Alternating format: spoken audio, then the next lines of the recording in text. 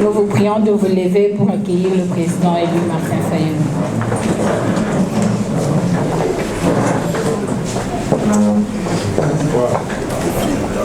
Je suis sportif, merci pour la baisse, c'est pas grave.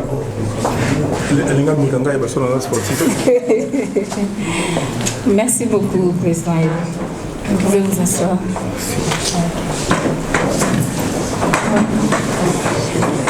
Bonjour à tous. Oui, la conférence de presse que nous aurons tout à l'heure, qui débute déjà, sera axée sur la situation générale du pays. Et elle se tient sous le leadership du président élu Martin Fayulu Madidi. Ainsi, cette conférence aura deux parties. Et la première partie, ça sera consacré à l'écoute du président élu Martin Fayulu. Et la seconde partie, ça sera la partie questions-réponses. Ainsi, avant toute chose, nous vous prions de vous lever pour l'hymne national.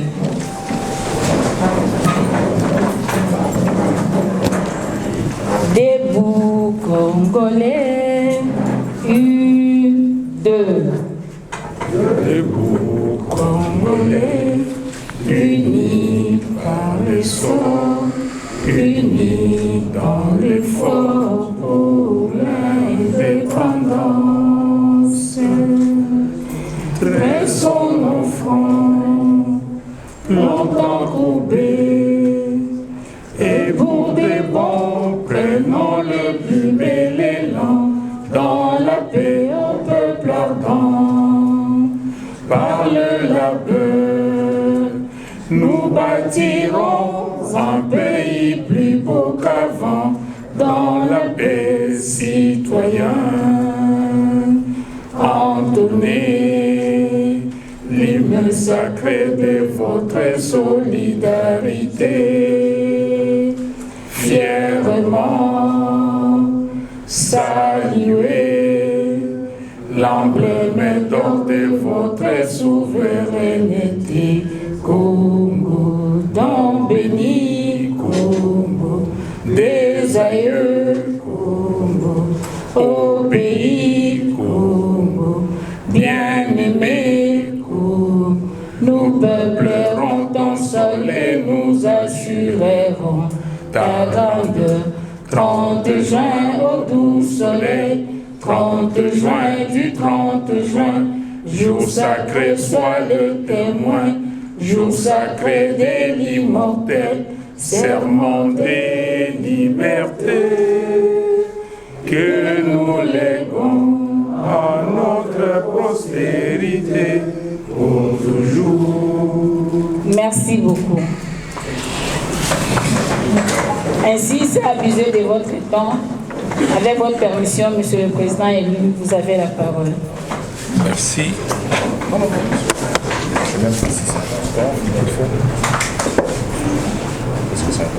Jeanne Miko.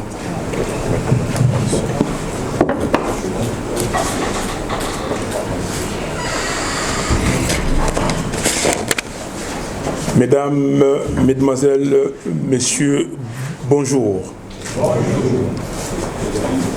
Tout le monde réalise aujourd'hui que M. Félix Tshisekedi a mis notre pays, la RDC, dans une situation extrêmement difficile.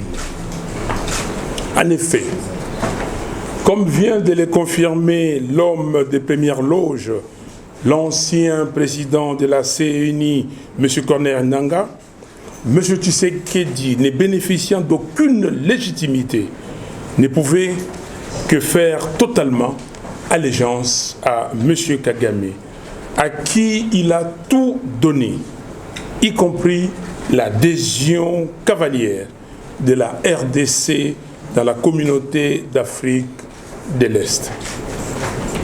Avec la complicité de l'Ouganda, la porte de Bunagana a été forcée le 13 juin 2022, permettant ainsi au M23 d'entrer en RDC et d'occuper successivement Bunagana, Kiwanja, Rutshuru, Rubare, Rumangabo, Kibumba, Tongo, Bambu, Kishiche, Kichanga, Kilolirwe, Luonga, Kingi, Mouchake et tant d'autres villages. Face à cette situation, le pouvoir de Kinshasa s'est montré incapable de décider de la fermeture de nos frontières, de la rupture des relations diplomatiques avec les pays agresseurs et pire, de doter notre armée des moyens nécessaires pour défendre l'intégrité de notre pays. Pour rappel, en juin 2021, M. Tshisekedi s'était plaint qu'on lui avait menti sur les effectifs de 21 000 militaires en opération dans les territoires de Béni, alors qu'en réalité, il n'y en avait que moins d'un tiers. Cependant, à ce jour, aucune sanction n'a été prise.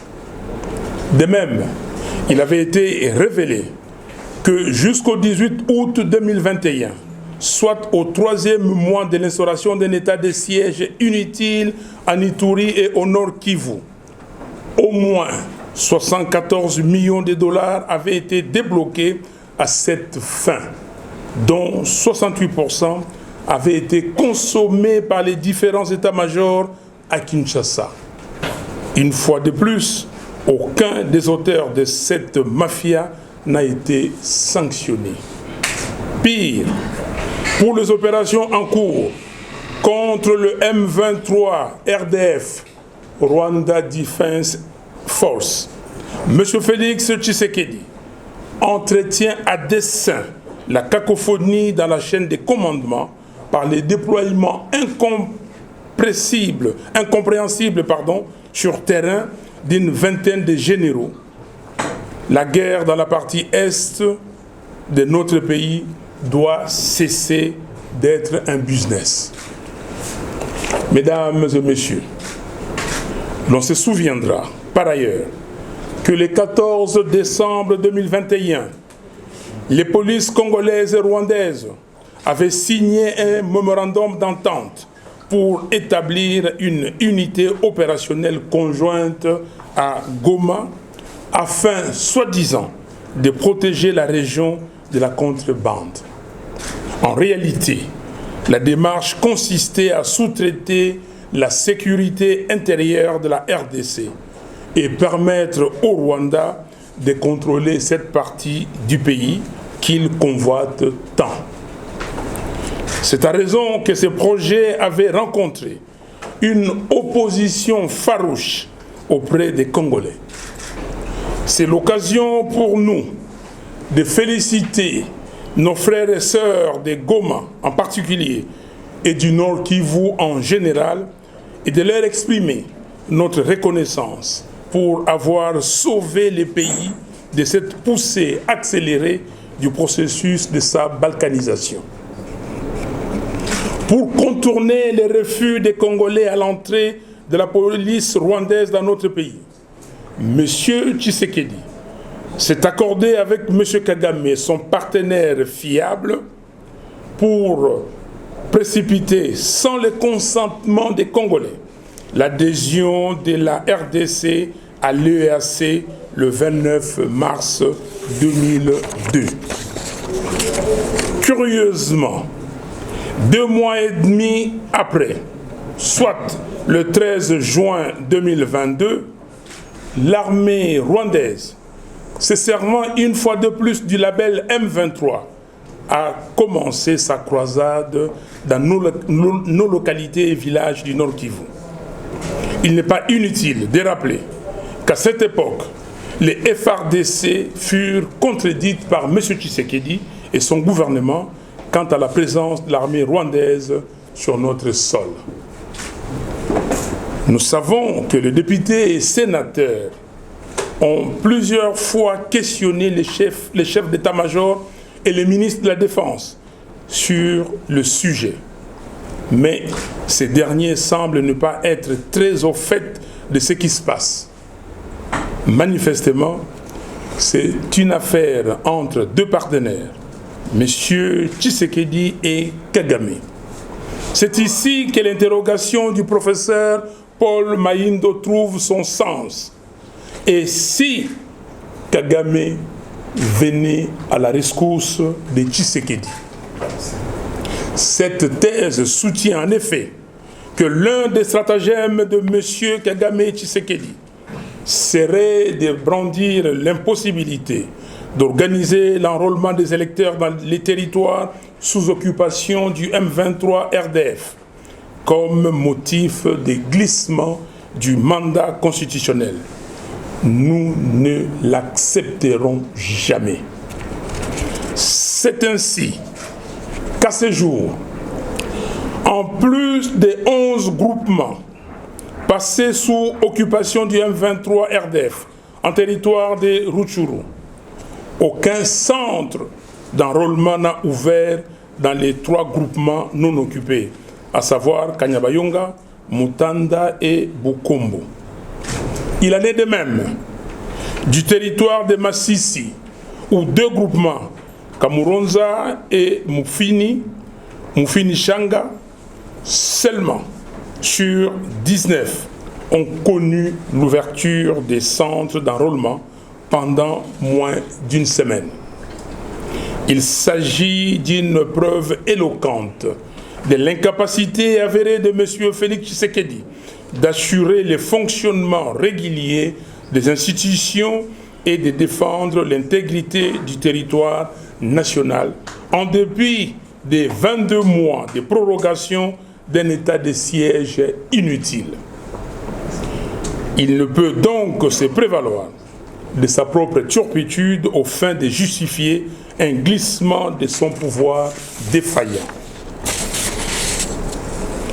Il ne serait donc pas exagéré de dire que, par cynisme politique, les 2 partenaires jouent une comédie sur le dos des peuples congolais et rwandais. L'absence évidente. Soyons prêts.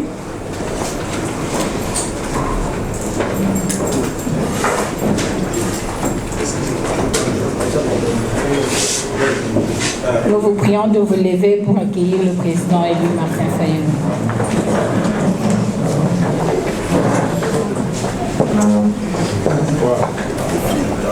Je suis sportif, merci pour la baisse, c'est pas grave.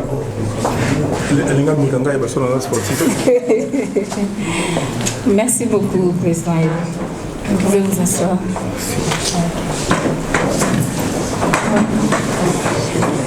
Bonjour à tous.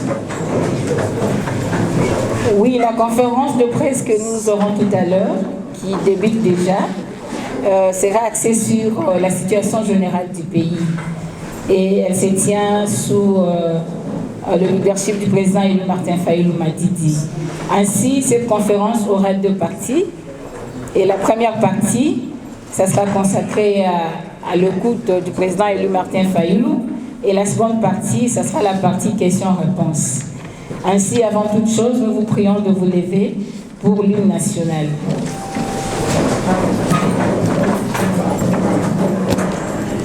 Debout, Congolais, 1, 2. Debout, Congolais, unis par le sort, unis dans l'effort pour l'indépendance. Dressons nos fronts, longtemps courbés, et pour des bons, prenons le plus bel élan dans la paix au peuple ardent. Par le labeur, nous bâtirons un pays plus beau qu'avant dans la paix citoyenne. Entonnez l'hymne sacré de votre solidarité. Fièrement saluez l'emblème d'or de votre souveraineté. Congo, dans béni, Congo, des aïeux, Congo, au pays, Congo, bien-aimé, Congo, nous peuplerons ton sol et nous assurerons ta grâce. juin au doux soleil, 30 juin du 30 juin, jour sacré soit le témoin, jour sacré de l'immortel, serment des libertés, que nous léguons à notre prospérité pour toujours. Merci beaucoup. Ainsi, c'est abusé de votre temps. Avec votre permission, Monsieur le Président élu, vous avez la parole. Merci.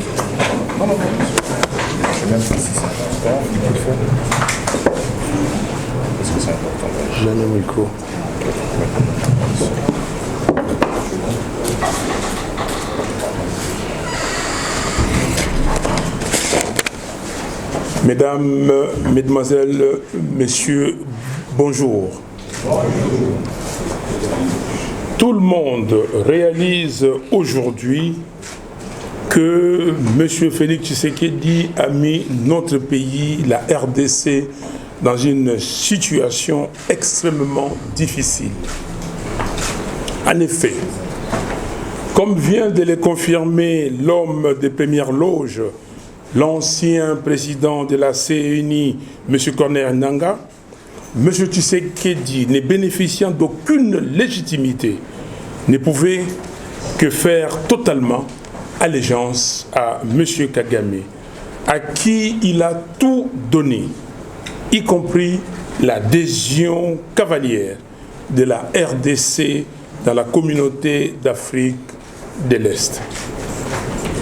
Avec la complicité de l'Ouganda, la porte de Bunagana a été forcée le 13 juin 2022, permettant ainsi au M23 d'entrer en RDC et d'occuper successivement Bunagana, Kiwanja, Rutshuru, Rubare, Rumangabo, Kibumba, Tongo, Bambu, Kishiche, Kichanga, Kilolirwe, Luonga, Kingi, Mushake et tant d'autres villages. Face à cette situation, le pouvoir de Kinshasa s'est montré incapable de décider de la fermeture de nos frontières, de la rupture des relations diplomatiques avec les pays agresseurs et pire, de doter notre armée des moyens nécessaires pour défendre l'intégrité de notre pays. Pour rappel, en juin 2021, M. Tshisekedi s'était plaint qu'on lui avait menti sur les effectifs de 21 000 militaires en opération dans les territoires de Béni, alors qu'en réalité, il n'y en avait que moins d'un tiers. Cependant, à ce jour, aucune sanction n'a été prise. De même, il avait été révélé que jusqu'au 18 août 2021, soit au 3e mois de l'instauration d'un état de siège inutile en Ituri et au Nord Kivu, au moins 74 millions de dollars avaient été débloqués à cette fin, dont 68% avaient été consommés par les différents états-majors à Kinshasa.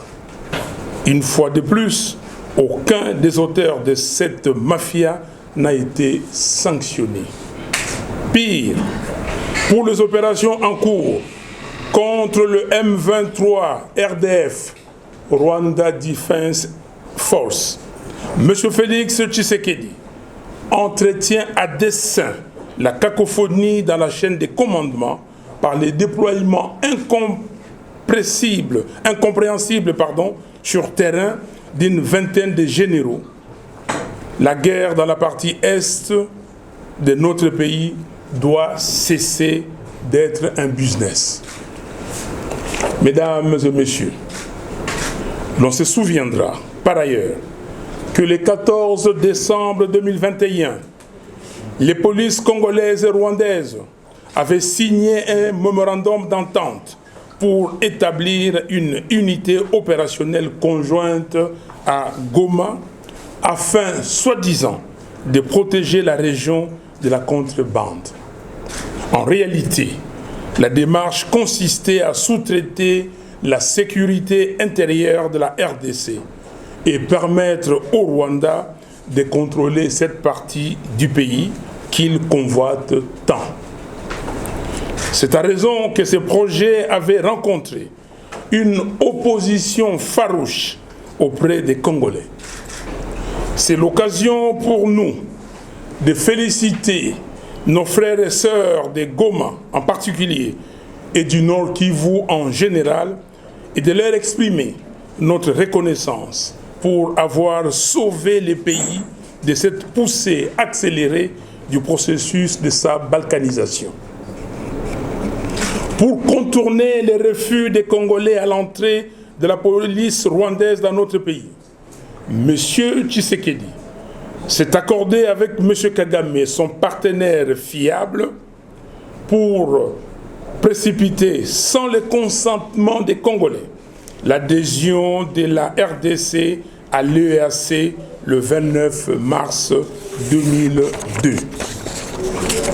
Curieusement, 2 mois et demi après, soit le 13 juin 2022, l'armée rwandaise, se servant une fois de plus du label M23, a commencé sa croisade dans nos localités et villages du Nord Kivu. Il n'est pas inutile de rappeler qu'à cette époque, les FARDC furent contredites par M. Tshisekedi et son gouvernement quant à la présence de l'armée rwandaise sur notre sol. Nous savons que les députés et sénateurs ont plusieurs fois questionné les chefs d'état-major et les ministres de la Défense sur le sujet. Mais ces derniers semblent ne pas être très au fait de ce qui se passe. Manifestement, c'est une affaire entre deux partenaires, M. Tshisekedi et Kagame. C'est ici que l'interrogation du professeur Paul Mahindo trouve son sens. Et si Kagame venait à la rescousse de Tshisekedi? Cette thèse soutient en effet que l'un des stratagèmes de M. Kagame Tshisekedi serait de brandir l'impossibilité d'organiser l'enrôlement des électeurs dans les territoires sous occupation du M23 RDF comme motif de glissement du mandat constitutionnel. Nous ne l'accepterons jamais. C'est ainsi qu'à ce jour, en plus des 11 groupements passés sous occupation du M23 RDF en territoire de Rutshuru, aucun centre d'enrôlement n'a ouvert dans les 3 groupements non occupés, à savoir Kanyabayonga, Mutanda et Bukombo. Il en est de même du territoire de Massissi, où 2 groupements, Kamuronza et Mufini Shanga, seulement sur 19, ont connu l'ouverture des centres d'enrôlement pendant moins d'une semaine. Il s'agit d'une preuve éloquente de l'incapacité avérée de M. Félix Tshisekedi d'assurer le fonctionnement régulier des institutions et de défendre l'intégrité du territoire national, en dépit des 22 mois de prorogation d'un état de siège inutile. Il ne peut donc se prévaloir de sa propre turpitude aux fins de justifier un glissement de son pouvoir défaillant. Il ne serait donc pas exagéré de dire que, par cynisme politique, les 2 partenaires jouent une comédie sur le dos du peuple congolais et rwandais. L'absence évidente de soutien de la part des organisations telles que l'Union africaine, la SADC, la CEAC et la CIRGL, et donc l'isolement de notre pays, ne peut se justifier que par la faiblesse de la diplomatie congolaise et l'absence d'un leadership conscient des enjeux. Même pendant que la RDC assurait la présidence de l'Union africaine, de la CEAC et de la SADC, elle n'a pas réussi à amener ces organisations à condamner le Rwanda. Curieusement, lors du 37e sommet de l'Union africaine, le Rwanda a réussi à faire inscrire la question du retour des réfugiés congolais se trouvant sur son territoire dans les communiqués finaux, au moment où la RDC était incapable de faire inscrire la question de l'éloignement des FDLR de notre territoire pour ôter à M. Kagame son éternel prétexte à la base de son agression contre notre pays. Dans ces conditions, il est difficile que quelqu'un puisse venir en aide à un État qui refuse de déclarer la guerre contre son agresseur, conformément à la Constitution et au droit international, qui refuse de fermer ses frontières avec le même agresseur et de rompre les relations diplomatiques avec ces derniers. Un État qui refuse de doter son armée de moyens conséquents et qui ne peut mobiliser le peuple comme un seul homme contre cette agression. Cette complicité est préjudiciable à la nation et l'expose clairement à sa perte. Nous sommes conscients que la guerre fait partie de l'histoire de l'humanité. Cependant, elle exige des responsables d'État des attitudes et des aptitudes intellectuelles, psychologiques, émotionnelles et philosophiques nécessaires pour conditionner et impacter tant le front militaire que l'ensemble de la population. Au regard du comportement de ceux qui dirigent notre pays par défi, ce qui se passe en RDC est tout sauf la démonstration des comportements des hommes engagés dans une guerre. La complaisance, couplée à la jouissance affichée, la non-implication du peuple et l'abandon des militaires au front, manque de nourriture et d'équipement, l'insouciance vis-à-vis des populations livrées à elles-mêmes et exposées aux violences, la signature des accords remettant en cause notre souveraineté démontre à suffisance à la fois leur complicité et leur incompétence dans la gestion de cette situation. C'est pourquoi nous appelons le peuple congolais à marcher avec nous les 11 mars prochains pour dénoncer et condamner l'agression dont notre pays est victime, dénoncer et condamner la complicité et l'incompétence du pouvoir en place dans la conduite de la guerre contre l'agression rwandaise, exiger le retrait immédiat des troupes de l'EAC de notre pays et enfin demander aux Nations Unies et à l'Union africaine d'éloigner les éléments des FDLR de notre pays. La résistance patriotique reste notre seule arme efficace pour sauver le pays en danger. Je vous remercie.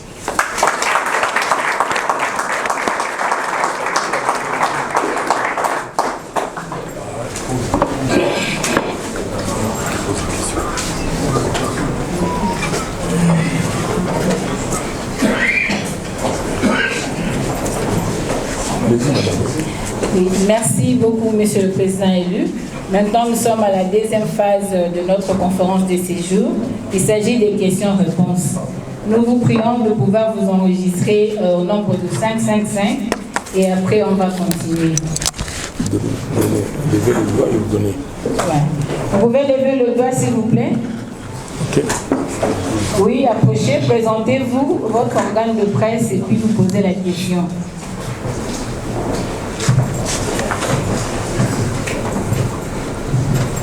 On ne vous voit pas, s'il vous plaît.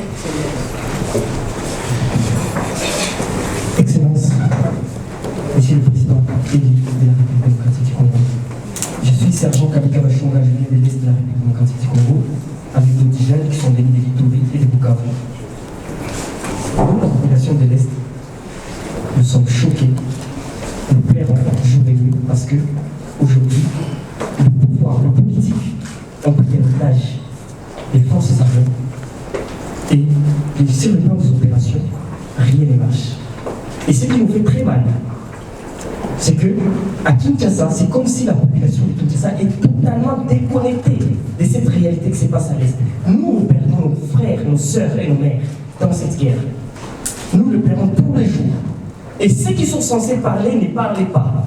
C'est comme si la population de Kinshasa est complice des massacres et des pleurs que nous subissons tous les jours. Alors aujourd'hui, c'est une belle opportunité de pouvoir vous poser la question. Excellence, Martin Fayulu m'a dit, vous êtes passé chez nous, vous nous avez donné des promesses. Nous étions à Béni, à Boutembo, vous étiez là. Vous nous avez donné des promesses, vous nous avez promis, vous allez finir cette guerre. Malheureusement, ce qui s'est passé, nous avons tous été des victimes. Mais aujourd'hui, où êtes-vous? Pourquoi vous ne dites pas des vérités au peuple congolais? Vous qui êtes censés dire des choses sans hypocrisie, sans intérêt politique, sans protéger les intérêts des gens. Où êtes-vous? Où est votre voix? Et nous sommes venus vous chercher aujourd'hui, avec d'autres délégations des jeunes, pour vous poser cette question. Pourquoi vous ne vous prononcez pas? Qu'est-ce qui se passe réellement dans ce pays pour que le M23 continue à gagner du terrain au-delà de tout ce qu'on est en train de nous parler de soutien à l'armée et aux forces armées? Merci beaucoup. Merci beaucoup. Voilà, je vais répondre à cette question des jeunes et je comprends très bien la colère. Et ça ne peut pas être autrement. Il est vrai que mes sœurs, mes frères, mes parents qui sont à Ituri, au nord Kivu, au sud Kivu, on peut aller plus loin. Même au Tanganyika, même au Maniema, souffrent terriblement. Même à la Chopo, au Ouélé, souffre. L'Est est embrasé. Mais jeune homme, vous dites que je ne parle pas. Je parle. Je parle beaucoup. Je viens chez vous, je suis venu chez vous. Pendant que personne n'a daigné quitter Kinshasa et aller à l'Est. Je suis venu à Béni. On m'a dit qu'on va vous tuer. J'ai pris l'avion avec les miens, nous sommes arrivés. Pour passer la fête de la nativité avec vous. Et je l'ai fait. Je vous ai amené une équipe à la MONUSCO pour que la MONUSCO nous dise exactement ce qui se passe et ce qu'elle fait là-bas. On l'a fait ensemble. Mais je suis d'accord avec vous quand vous dites que le pouvoir a pris en otage l'armée. Je l'ai dit, on l'a dénoncé. Notre député, Jean-Baptiste Kassekwa, qui est là. Bah, il est là. Jean-Baptiste, il est où? Mets-toi debout, on te voit là. Il fait le tour partout. Là, il était au front, là, il y a quelques jours, pour voir ce qui se passe. Nous dénonçons, chers amis, nous dénonçons. Mais les gens qui ont usurpé le pouvoir du peuple, qu'est-ce qu'ils font? La question que vous devez vous poser, qu'est-ce qu'ils font, ceux qui ont usurpé le pouvoir du peuple?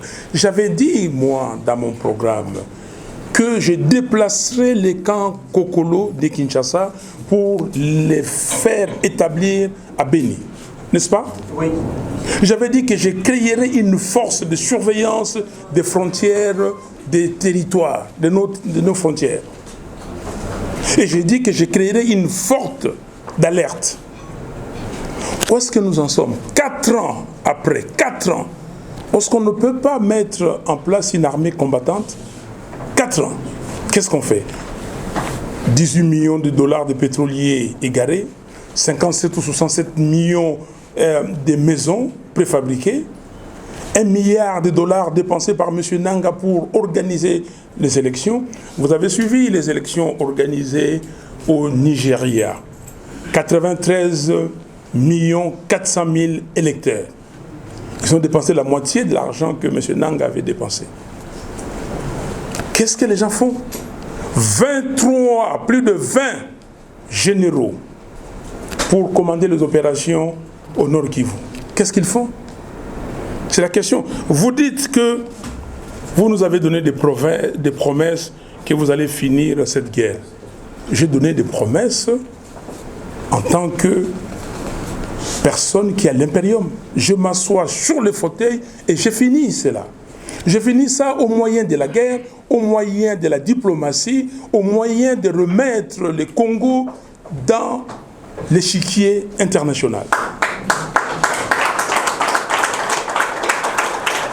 Vous avez insisté, et je dois aussi insister dans ma réponse. Où êtes-vous? Pourquoi vous ne parlez pas? Mon frère, je parle tout le temps. Je parle. J'ai fait des marches. J'ai organisé des marches ici pour soutenir les FARDC qui sont au front.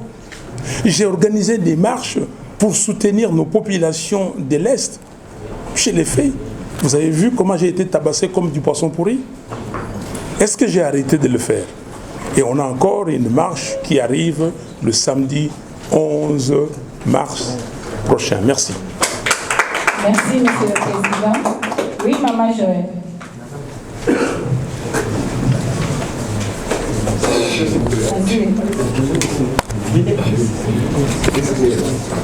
Oui. Ok, l'autre, le suivant alors.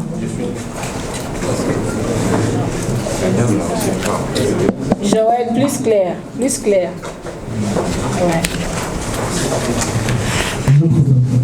Oui. C'est justement pour nous dire que merci puisque la malle on a la sécurité à est là en marche. Ok, bande konangai likambo yo makambo na lobi na lifalase na lingala tokobongo lango boye mboka na biso ebebi ndeko yo Tshisekedi azwaki kimokonzi na moyibi na ndenge M. Nanga uti ko limbolela biso yango alobi ke ye azalaki na esika wana tango bazali kosala bayi koloba masolo wana ndeko Tshisekedi abebisi mboka azali na makoki te oyo ya kokamba mboko ya biso mosala na ye sikoyo akende mobembo asala boye meme epai oyo baza kozela ye te ye akomi wana.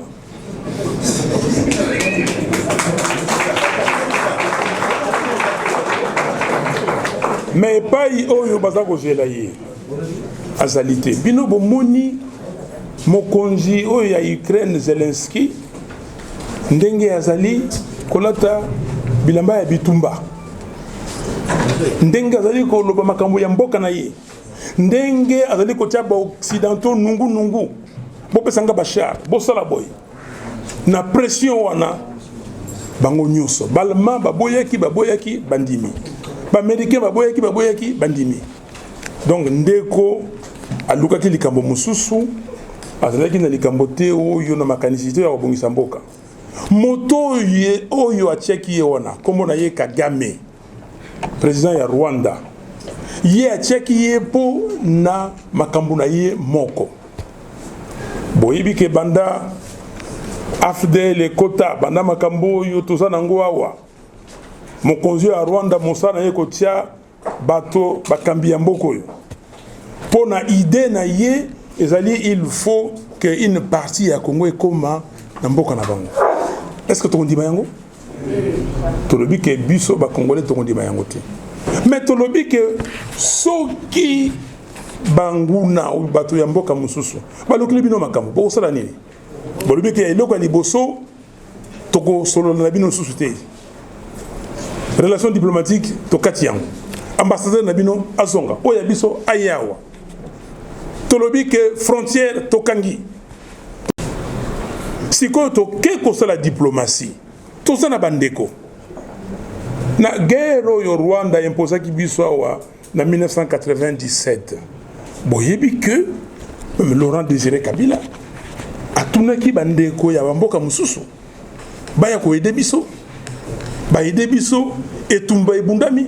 Mais sikoyo ndenge nini tozali kokokate ko benga bandeko ya bekolo mususu bayako edebiso ndenge nini armée na biso ezako kokabunda etumba te tozali 110 millions de Congolais. Rwanda bazali 14 millions. Bazui ba généraux meke batondisi kuna na Goma. Plus de 20 en Nord Kivu. Mais nani a commandé? Le général Baou bazalaki boni. Bazalaki yimoko na ba colonel na kamba makambo wana.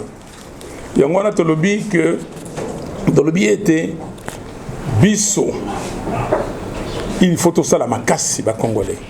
Parce que loko mususu c'était na biso te ka résistance patriotique. Topo ya eloko wana na motema moko. Soki peuple azali esprit. Soki peuple ya lingité likambe ko sala maté. Ata complot yo Kagame na Tshisekedi bazali ko sala. Complot wana ezali makasi bande ko nangai. Parce que Kagame awa na mboka oyo ayebi ete que batu oyo bakosala makambo ya lingi bazali zisute. Yango wana il faut aider ndeko na ye camarade na ye Tshisekedi ndenge professeur Maindo apesaka cours kuna na Kisangani na Chopo alobaki que makambo yo zako leka guerre oyo ebimisi koyo kuna na Nord Kivu. Est-ce que zali batu na mibale o monsieur Kagame a sali boyete po a sali sa Tshisekedi ba élection sala maté ndenge bazako ba glissement ba ke na glissement toté yende ko Tshisekedi azako belela tangwa glissement ko sala té lobi kuna na Genève alobi oh boza moni peut-être awa na seni makama seni nazolo bango mingité lelo parce que toza koyamba la sima basali nyonso po aleka lokola ba moni ko basalaki na seni que seni a kosala fraude massive to moni sikoyo fraude wana balobi to leka suna fraude te option yo tozaki ya guerre to continuer nango siko to lobake élection au salamate bande ko nanga ezali kambo wana yo ti militaire na front obomi yenzala o ti militaire na front bolobi effectif eza boy ezali yango te baninga kuna oyo ya ngambo mususu équipe ye babundi balobi que après un temps balongoli bango ba misusu bakitani kaka ndengona oya biso batiki bandeko kuna bango moko yango wana tolobi que mokolo ya poso yo kuna eroya les 11 tokotambola po tolobake tondimi eloko wana te agression yo ya Rwanda contre le mboka na biso tokotambola po toloba ete complicité oyo ya Tshisekedi na Kagame to dénoncer yango tokotambola po ngoloba ke bato oyo baye ya MV oyo babengi bango ya EAC bas troupe wana bas soda wana biso Congo toza en Afrique de l'Est te toza en Afrique centrale soki makamba commerce bolobi ke o commerce y a pas de problème Zeleka ezali Zeleka c'est pour toute l'Afrique toza na kata Zeleka pour ça biso na EAC pourquoi voilà tokotambola po na koloba boye que Nations Unies na Union africaine baluka nyonso basala makasi bazwa bato yo ba réfugiés rwandais o bayaki awa benga bango ba FDLR ba tikala kuna na Kivu babimisa bango musika tango Kengo azalaka premier ministre ba yokani ba commerçant ya Nord Kivu ba lobi toti mituka batona bazonga Kagame ya boyi oni ya boyi balobi botika batikala ti lelo awa Kagame sikoyo alobaka keno bato wana baza ko attaquer ye baza ko kutawa mais bato wana bazali ba Rwandais Nations Unies alokela bango place ya kokende pona Kagame atika kotungisa biso merci. Merci. Délai 50 suivi des Kinature, in 50. Soyez déjà alignés comme ça pour nous permettre d'évoluer. Bonjour Monsieur le Président. Bonjour. Dans votre oratoire tout à l'heure, vous avez demandé à l'ONU et à l'Union africaine de retirer les forces des FDLR. On sait tous que le Rwanda s'est toujours servi de cela comme alibi pour pouvoir rejeter les accusations de Kinshasa contre lui. En affirmant que les forces armées de la RDC collaborent avec les FDLR. Alors ma question est celle de savoir, est-ce que le FDLR représente aujourd'hui un danger pour la RDC ou pour Kigali ou pour le Rwanda?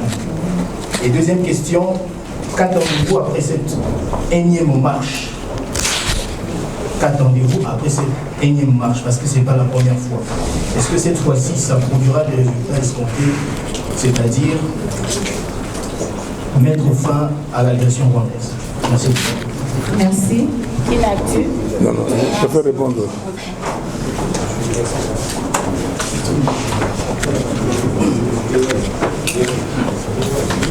Cher ami de Télé 50, est-ce que les FDLR représentent un danger pour la RDC ou pour Kigali, donc le Rwanda? Cette question, il faut aller la poser à M. Kagame. Et cette question, il faut demander aux gens qui dirigent le pays par défi, pourquoi on arrive au sommet de l'Union africaine. Le Rwanda dit que non, il y a des réfugiés congolais qui sont chez moi. Vous devez le faire partir. Il faut inscrire cette revendication dans les communiqués finaux. Et vous savez que M. Kagame, il y a quelques semaines, il a présenté le vœu de fin d'année, de nouvelle année, au corps diplomatique accrédité dans son pays. Il leur a dit en anglais, there is anyone in this world, j'ai traduit en français, est-ce qu'il y a quelqu'un dans ce monde qui pense que la question de FDLR doit rester éternellement? Mais comment est-ce que lui il prend prétexte des FDLR pour attaquer les Congo parce qu'il dit que ces éléments-là qui sont au Congo quittent le Congo pour aller attaquer le Rwanda? Mais comment nous, Congolais, on ne fait pas inscrire cette question pour dire que non, écoutez, nous, les réfugiés dont vous parlez, il faut d'abord les regarder parce qu'on ne sait pas s'ils sont refusés ou c'est des gens que vous voulez mettre chez nous dans votre politique de peuplement. On va les regarder, mais vous avez les FDLR. Ils sont combien? Il y en a qui disent 750, d'autres 1000. J'ai suivi l'autre jour, Mouyaya dit 2000. 2000 personnes. Admettons, prenons ces chiffres-là. Comment ces 2000, on ne peut pas les déplacer et dire éloignez-vous loin de la RDC? Comme ça, il n'y a plus de prétexte. Donc, si c'est un danger pour M. Kagame, ils sont rwandais. Nous, les FDLR devient un danger pour nous. C'est un danger pour nous parce qu'ils sont dans nos terres, là-bas, sur nos terres, et ils poussent aussi nos agriculteurs loin, et ils les empêchent de travailler. Donc c'est un danger pour nous. En plus, c'est un danger pour nous parce que Kagame prend ça comme prétexte. Deuxième question. Qu'attendez-vous de cette marche? La marche, la démonstration, aussi longtemps que la politique existera, on aura des marches et des démonstrations. Sinon, en Europe, on ne ferait plus de marches. Ok? Nous voulons réveiller la population. Nous allons faire plus que des marches. Nous faisons des marches, des rassemblements. Nous faisons des communiqués. Ça fait partie des pressions. Et nous parlons aussi avec des gens de la communauté internationale, de tout le monde, pour leur dire que les Congolais est fatigué. Cher ami, l'année prochaine, ça va faire 20 ans que j'ai quitté la compagnie où je travaillais. 20 ans. 20 ans dans la vie d'un homme, c'est qu'un enfant est né, il a commencé l'école maternelle, l'école primaire, il a terminé, l'université, et il est en train de terminer l'université, ou en tout cas pour ceux qui sont doués, ils terminent l'université. Et qu'est-ce que nous faisons? Manifestation, effectivement. Quand vous lisez l'exposé des motifs de notre Constitution, qu'est-ce qu'il est écrit?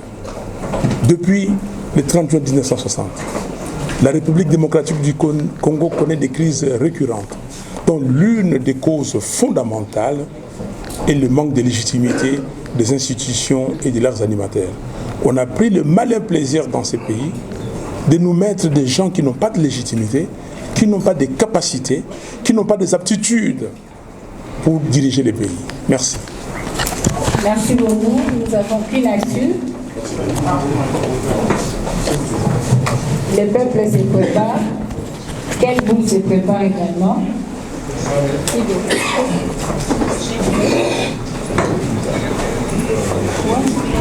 Je ne vois pas de dame. Ouais. Préparez-vous. Bonjour Monsieur le Président, je suis Diego Païta, tous les comptes de ma casquette, la voix du peuple de la télévision.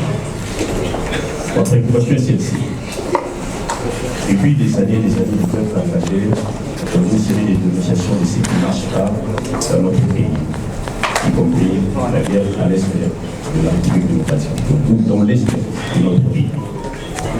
Face à vos dénonciations, j'ai remarqué aussi le président qui aussi s'est engagé dans une série de dénonciations, même à la tribune officielle des Nations Unies, qui dénonce le gouvernement Paul Kagame.